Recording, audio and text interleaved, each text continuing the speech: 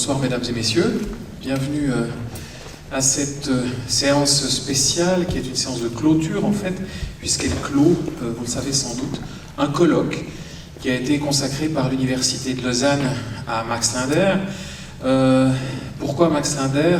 Et là je le dis après le colloque que je n'ai malheureusement pas pu suivre parce que j'ai été appelé à quelques autres tâches, mais pour dire que Max Linder est probablement un des personnages les plus importants de l'histoire du cinéma comique au monde, puisqu'il a été l'inspirateur d'énormément de grandes vedettes, sans oublier bien sûr Chaplin, qui le considérait comme un maître, vous le savez probablement. Et c'est pour ça qu'il est important de rappeler la mémoire de Max Linder, de montrer ses films dans la mesure du possible, de travailler autour de son œuvre, de contribuer à la faire découvrir, et c'est justement ce que fait l'association Max Linder, dont la vice-présidente est avec nous, et normalement aussi Maud Linder, mais c'est toute une aventure, et c'est presque un film de Max Linder qui nous arrive ce soir, enfin bref, elle devrait nous rejoindre, mais voilà. Je vous présente d'abord, pour commencer, la vice-présidente de l'association Max Linder, Prune Berge, productrice, directrice éditoriale, enfin qui a contribué à beaucoup d'événements importants de l'histoire du cinéma et de la télévision. Mais je vous passe la parole.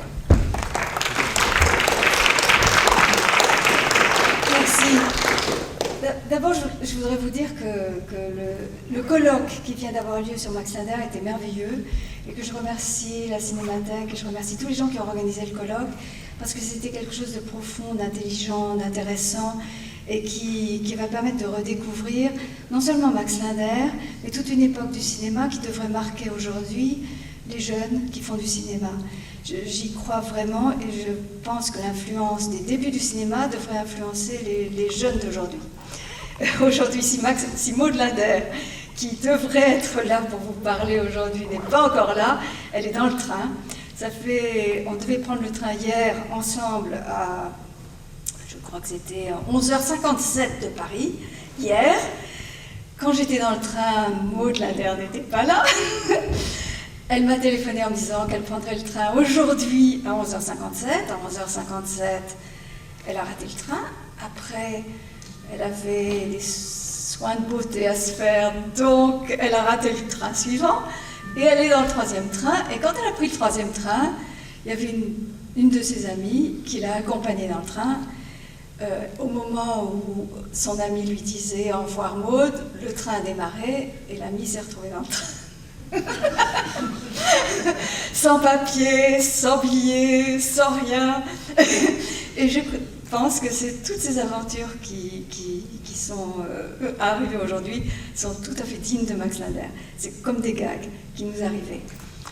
Un peu plus sérieusement par rapport à tout ce qui va, vous allez voir quand même, avant que Maud Linder n'arrive, les films que vous allez voir, Laurent Guido nous avait demandé de trouver des films qui avaient un lien avec la Suisse. Malheureusement, chaque fois que Max Linder venait en Suisse, il y venait pour se reposer, il n'y venait pas pour faire des films. Alors que quand il allait dans les Alpes, qui sont quand même pas si loin que ça d'ici, il était suivi par une équipe de cinéastes et il se débrouillait pour que Pathé envoie des cinéastes pour le suivre dans ses aventures. Donc les films que vous allez voir ce soir sont des films qui ont été tournés dans les Alpes.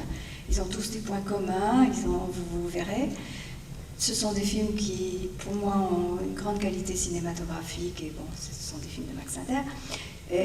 Mais en même temps, j'espère pour vous, de grands documentaires. C'est extraordinaire de voir comment étaient les Alpes, la façon de faire du ski, la façon de vivre, comment était la vie, l'équipement, l'habillement des gens qui faisaient du ski il y a 100 ans, c'est totalement passionnant. Et puis je voudrais qu'on accueille le pianiste qui va accompagner ces films, Jackie Delance. Jackie Delance. Jackie ? Oui, je suis là.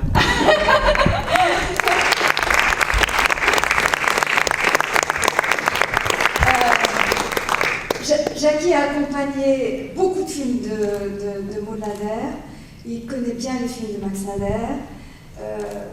Je voudrais d'ailleurs, excuse-moi Jackie, mais je voudrais dire un grand merci au pianiste qui a accompagné hier les films de Max Linder parce qu'il a réussi un très beau travail. Et Jackie est un extraordinaire, il a compris quelque chose de l'âme de Max Linder, il accompagne Maud Linder, il a fait une série pour Arte accompagnant les films de Max Linder avec Maud Linder. Et voilà, je crois que c'est quelque chose. Je crois que je vais le dire avec le piano, je vais essayer au mieux d'illustrer Max, qui en fait est un personnage qui me fait penser au champagne. C'est quelque chose de quelqu'un de léger et de terriblement vivant. Bonne soirée. Et à tout à l'heure, on attend le suspense, c'est l'arrivée de Maud Linder. Rappelez-vous qu'elle a 88 ans, qu'elle fait pour vous un effort inimaginable, parce que quand même prendre le train pour une dame de 88 ans à 5 h du soir, arriver à 10 h, venir vous parler et repartir demain matin, quand elle arrivera, je compte sur vous pour être vraiment la remercier d'être venue pour vous.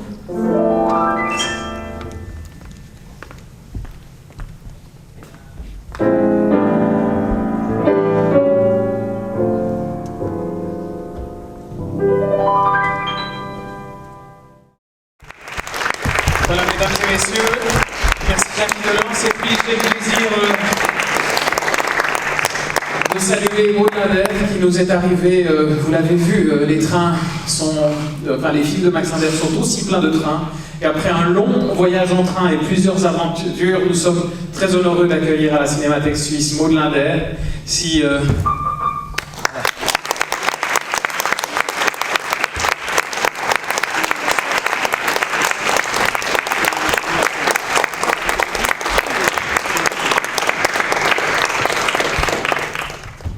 Je suis quand même très étonnée d'être là, parce que j'ai l'impression d'être là à la place de quelqu'un d'autre.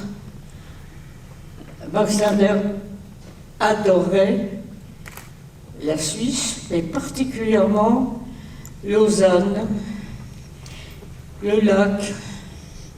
Il y venait régulièrement quand il avait envie de se reposer de la France. Et j'avoue franchement que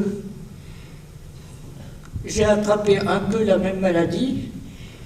C'est pas parce que vous êtes suisse et que je suis en Suisse, mais j'ai une sorte de tendresse et en même temps, je me sens confortable en Suisse.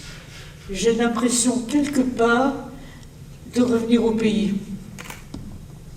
Et il est vrai que mon père et ma mère se sont entendus et se sont aimés à Vevey.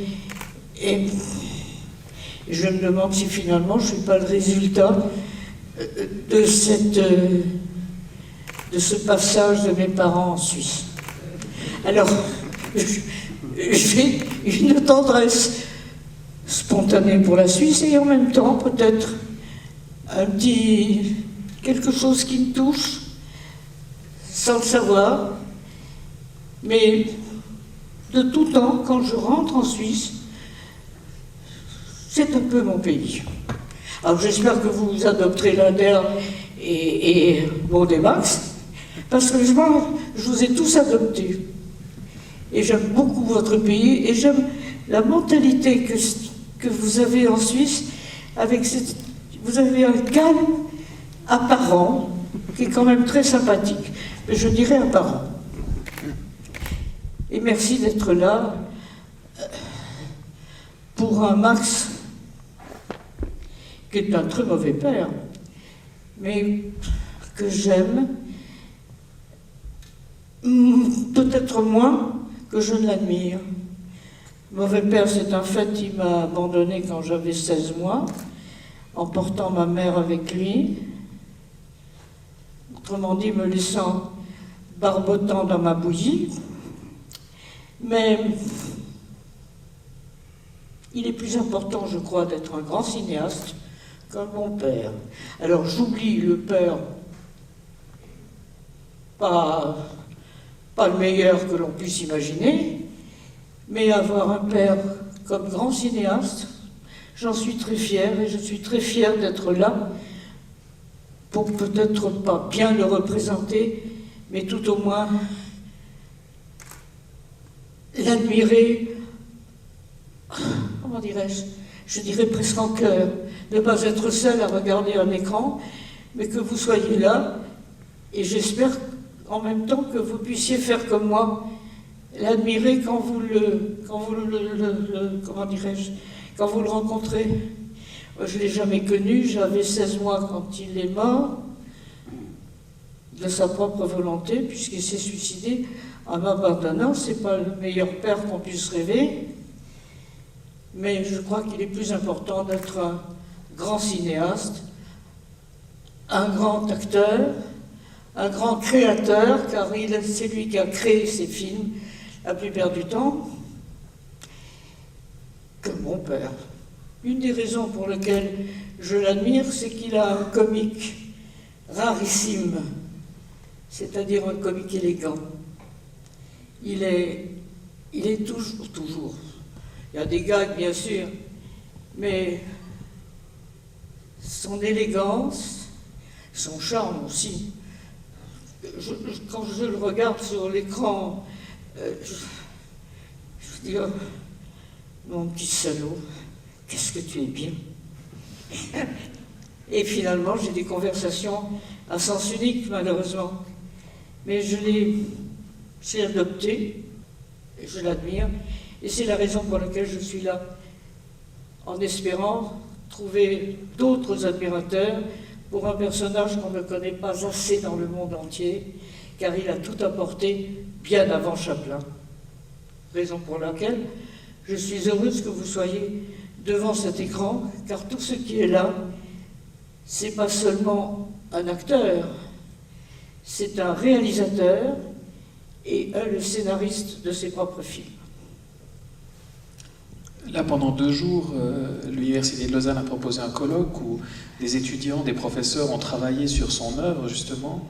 Et vous, qui maintenant la connaissez si bien, celle du créateur, comment vous la voyez? Quelle est justement, vous l'avez abordée en quelques secondes, mais quelle est justement, selon vous, cette importance? Parce qu'il a inspiré, il a beaucoup donné aux autres qui se sont inspirés de lui. Donc, il n'a pas donné, mais on lui a pris. Voilà. C'est la nuance. Non, comment dirais-je? Ce que j'aime dans son comique, c'est qu'il reste élégant, c'est qu'il garde son charme, qu'il ne se débarbouille pas pour faire rire. Il est chapeau de forme, pantalon rayé et jaquette. Il sait aussi faire rire par les gags qu'il invente. C'est peut-être un des premiers inventaires de véritable gag. Alors je vous dirais que si je le trouvais un comique grossier, vulgaire, je ne serais pas là. J'aime beaucoup ce que fait Jackie Delance. Étant donné, il a une qualité. Il suit Max Linder, il est dans son élégance, et il n'écrase pas l'image avec sa musique, ce que font beaucoup de compositeurs ou beaucoup de musiciens qui accompagnent des films muets. On entend la musique, et là, on l'entend pour ainsi dire pas, dans la mesure où elle accompagne, et le mot subir serait mauvais, elle est là, elle est présente, mais elle met en valeur Max Linder. Merci Maud. Bravo. Merci. J'aime beaucoup ce que vous faites. Moi aussi. Il faut toujours, oui, merci. Il faut toujours, quand je vous abandonnez tout quand il s'agit de Linder. Absolument. D'accord. Absolument. J'aime beaucoup accompagner Max. On se suit déjà depuis un petit moment, on est ensemble souvent. Et c'est avec joie à chaque fois que j'illustre ces films. Ça, ce sont des films que je n'ai pas beaucoup eu l'occasion de faire, notamment le dernier, que je n'avais jamais vu. Mais, il n'a pas eu l'occasion, mais il connaît les films de Linder, et comment dirais-je, le personnage, c'est toujours le même. Oui. Donc, c'est bien. L'atmosphère est toujours légère et élégante. Donc, on essaie de se coller au mieux à ce personnage formidable. Alors ce film-là qu'on a ressorti de nos archives, qui est donc un des Max Linder qui est resté que nous avons dans la collection de la Cinémathèque suisse, vous le connaissez, c'est une version visiblement qui a été utilisée pour la diffusion en Suisse, puisqu'il y a ces intertitres qui sont visiblement plus tardifs, qui ont certainement été rajoutés par la suite et traduits en allemand, en français. En même temps, ce qui est assez fascinant, c'est qu'on a retrouvé là plusieurs fois Max Linder dans la neige, dans le ski. On retrouve d'ailleurs un élément de décor quand il arrive. On retrouve exactement la même fausse porte vitrée avec le vent qui souffle qu'on a vu dans l'autre film, justement. Alors quel rapport il entretenait avec ces Alpes et cette montagne qu'il a filmé plusieurs fois? Max Linder, paraît-il, disons, je n'ai jamais connu mon père, j'avais 16 mois quand il s'est suicidé. Donc je n'ai pas connu, mais à l'âge de 20 ans, n'ayant jamais vu de film, j'ai décidé de savoir qui était Max Linder, mauvais père, contre lequel je boudais, en disant il m'a abandonné, je l'abandonne, je ne veux pas savoir. Et puis j'ai vu un film, 2 films, 3 films, et puis avec son charme certain du reste, il avait convaincu un tas de public à travers le monde. Et il a fini par convaincre le public le plus difficile à convaincre, c'était sa fille. Parce que il y a de l'imagination, il y a de la tendresse, il y a souvent de l'esprit. Faire de l'esprit dans du muet, je trouve ça quand même un tour de force. Et puis disons que je suis de toute façon parti pris. Mais comment vous expliquez que lui qui était une immense vedette, au moment où il a tourné ses films, où il a présenté ses films dans le monde entier, puisqu'on sait que ses films ont été diffusés partout dans le monde, comment se fait-il au fond qu'aujourd'hui il soit, non pas oublié, parce que la preuve, on le présente, mais quand même au fond moins important, qu'il n'ait pas la place qu'il mérite dans le panorama du cinéma mondial et du cinéma français en particulier? Je ne sais pas s'il faut que je dise ce que je pense. C'est pas toujours bien. Si. Ah non, c'est pas toujours bien. Mais entre vous, enfin, vous savez qu'ils ne sont pas très nombreux, mais enfin, il n'y en a pas que 2 ou 3. Bon, bah, écoutez, je vais être sincère. Je pense que Max Linder s'est suicidé. D'une part, c'était très mal vu. C'est quand même pas très bien vu aujourd'hui. Mais le suicide en 1925 était la honte. Car on était dans son pays particulièrement catholique, et c'est pire de se suicider, paraît-il, pour des catholiques, j'ai été élevé comme ça, je le sais, que de tuer son prochain. Se suicider, paraît-il, c'est la pire des choses qu'on pourrait faire. Oui, enfin, les actes qu'on pourrait faire. Bon, moi je trouve que le suicide est, non pas par parti pris vis-à-vis de Max Linder, mais que c'est... Bonjour. Que c'est un acte de courage. Moi, je vous dirais que, personnellement, j'y ai pensé, je n'en ai pas de courage. Je trouve qu'il faut être très courageux pour se donner la mort. C'est contre nature, et contre nature, la nature est quand même très forte.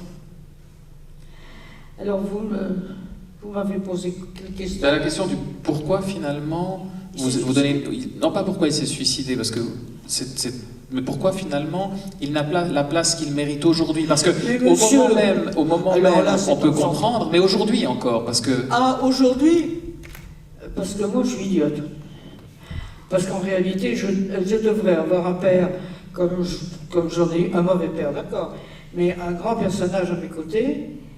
Je ne suis pas capable, il m'est très difficile d'aller voir des distributeurs, d'aller voir des gens en disant de venir vous voir. Je viens parce que vous m'invitez de venir, mais je n'aurais pas su venir vous voir en disant, vous savez, j'ai un père génial, il faudrait le programmer. Ça, je ne sais pas faire. Je ne sais pas faire, ça me gêne quelque part, et ça me gêne quelque part. vendre mon père, ça me donne un véritable malaise.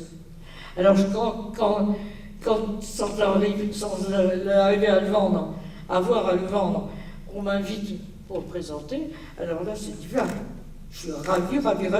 Il ne faut pas me laisser ici, parce que pendant plusieurs heures, je peux vous parler de Max Ader, comme je l'ai rencontré, ne l'ayant jamais connu, et ce que j'en pense. La qualité de Max Ader on ne parle pas beaucoup de cette élégance, d'action, de ce charme qu'il a. Et au lieu de jouer à la Valentino, il a joué son propre rôle, il n'a imité personne, il s'est fait son personnage, et malheureusement, avec, je suppose par amour désespéré, profond, je crois mal géré par lui, pour une femme qui était ma mère, qui avait 18 ans quand il en avait 40, il a certainement eu peur et certainement a été pris d'une sorte de, plus que de panique. C'est de la panique et je comprends. Quelquefois, on est quand même très heureux et on a envie peut-être de mourir avec la personne avec laquelle on est, dans la mesure où c'est un moment idéal qu'on ne retrouvera jamais et qu'on voudrait garder à vie et dans la mort. Et lui, ça a été que le contraire. Il a trouvé une femme. Ma mère a été, paraît-il, puisque j'avais quelques mois quand ils sont partis tous les deux, de sa propre volonté, puisqu'il s'est suicidé, mais pas seulement suicidé, mais a emmené ma mère qui n'avait que 20 ans avec lui. Et moi, j'avais 16 mois.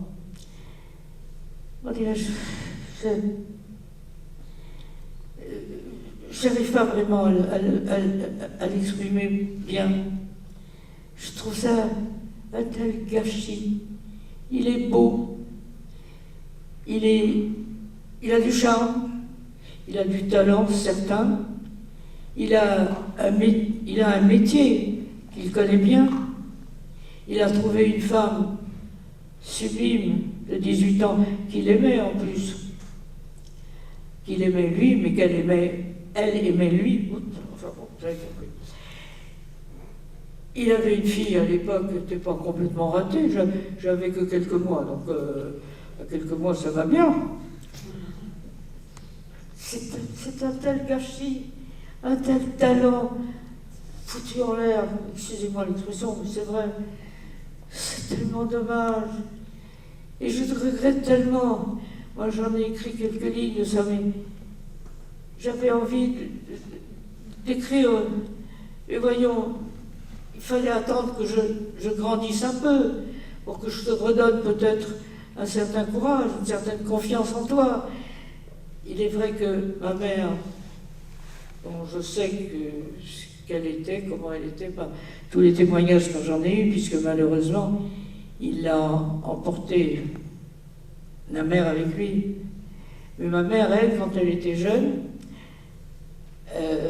sa propre mère, c'est-à-dire ma grand-mère, ne l'amenait qu'au théâtre, voir du Shakespeare, du Racine, du Corneille. Ça n'avait rien à voir avec Max Ader. Elle n'était, avant de rencontrer Max Ader, elle n'avait jamais vu un film de sa vie. Et je pense que le fait d'avoir une très jeune femme, ravissante, qui l'aimait en tant qu'homme, qui ne comprenait, d'après ce qui m'a été dit par Abel Gans et d'autres, qui ne comprenait rien au cinéma, a été pour lui une énorme déception et sûrement un énorme chagrin. Il n'a pas su attendre que je grandisse. Il n'a pas su essayer de faire comprendre à cette très jeune femme qui connaissait par cœur, paraît-il, les pièces de Shakespeare et de Racine, pas lui faire comprendre qu'il y avait à côté la Biche, il y avait un petit peu de Musset, il y avait tout ça. Elle s'appelait Ninette Peters. Cette très jeune femme de 18 ans, ravissante, paraît-il que les photos qu'on a d'elle la trahissent et que sa beauté était rarissime à l'époque. Sa beauté l'a presque trahi vis-à-vis de lui. Parce que lui a été certainement d'une jalousie féroce. Ceux qui sont jaloux comprennent la jalousie. Moi. Je tuerais, moi, pas jalousie, en fait. Alors, il ne faut pas me dire, moi, j'ai une compréhension de la jalousie. C'est une des raisons pour lesquelles je comprends très bien mon père. La jalousie est, pour moi, le jumelé à l'amour. Il faut avoir comment dirais-je, une sécurité de soi pour ne pas être jaloux. Bon, enfin bref, lui, pour la première fois, lui qui avait, paraît-il, toutes les femmes qu'il voulait. Et alors, petite parenthèse, pour apprendre le métier, moi je me suis mise, quand j'ai eu 18 ans par là, assistante dans les tournages. Le nombre de petites dames d'un certain âge certain, qui sont venues me dire « Mais c'est toi, Maud Adler ?» Je dis « Oui. » J'avais presque honte de dire « Oui. » « Oh, ton père, mon petit. » Alors j'ai entendu « ton père, mon petit », ça, je sais, il a beaucoup plu à ces dames.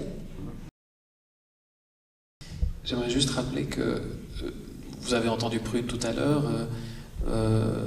Actuellement, un gros travail d'édition est en train d'être fait, justement, pour nous permettre de revoir les films de Max Linder. Hein? Comment? Les deux dernières phrases, j'ai pas compris. Non, je dis justement qu'il y a tout un travail qui est en train d'être fait, que Prune notamment s'en occupe aussi, pour qu'avec les éditions Montparnasse, on puisse voir et revoir les films de Max Linder en DVD, hein, qu'il y a tout un travail en cours, et que c'est important de le dire, que vous pouvez trouver beaucoup d'informations à la fois sur ces publications et tout ça sur le site de l'Institut Max Linder, hein, qui nous dit exactement beaucoup de choses sur Max Linder, mais aussi beaucoup d'informations sur ce qui est en train de se faire au niveau des publications, qui permettra... Si, il marche. Si. Voilà. C'est ce que je voulais rappeler. Oui, non. C'est qu'on regarde les films qu'on ne connaît pas sur un écran de télévision. On triche. Et en réalité, on trahit quelque peu. Car tous les plans que réalise Max Linder, puisqu'il est son acteur, mais également son réalisateur et son scénariste. Il a réalisé des films pour grand écran, pour voir un monsieur debout, en pied, pour le voir éventuellement en plan américain. Il y a peu de gros plans, et pour cause. On est obligé de faire des gros plans quand on fait de la télévision, parce qu'on voit très peu quand sur un écran. Je ne dis pas ceux qui ont un superbe téléviseur, mais sur un téléviseur normal, on ne voit pas très bien les mimiques de Linder que l'on attrape sur un grand écran. Alors vous apportez du Linder, ça si le monsieur il demande, il aura. Donc on se retrouve avec le prochain Linder, peut-être au Capitole, peut-être ici, on verra. Il faut juste qu'on porte un piano au Capitole, c'est pour ça qu'on n'a pas pu le faire au Capitole. Maud, Jackie, Prune, à très bientôt et merci encore beaucoup pour avoir fait tous ces voyages en train. Merci.